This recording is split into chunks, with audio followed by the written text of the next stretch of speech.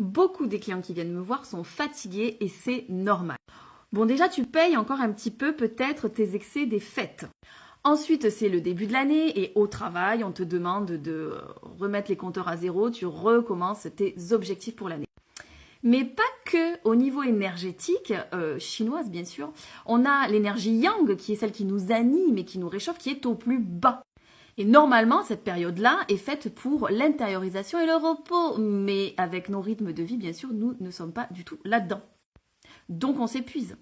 En plus, bon, même si dans le sud on arrive à des 15 degrés l'après-midi, quand même le matin il fait froid et donc ce froid nous demande de créer plus d'énergie, nous consomme un peu plus.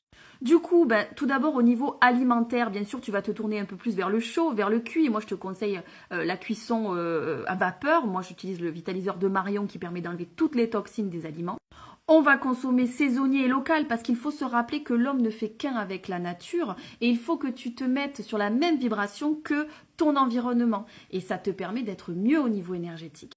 Ensuite, la saveur qui est importante pour le rein et la vessie en ce moment qui sont les deux organes qui gouvernent la saison, c'est la saveur salée. Donc il ne faut pas hésiter à manger des poissons, des crustacés, surtout que c'est plein d'oméga 3. Ça te permettra d'éviter les fringales qui te demandent de te jeter tout simplement sur du sucre.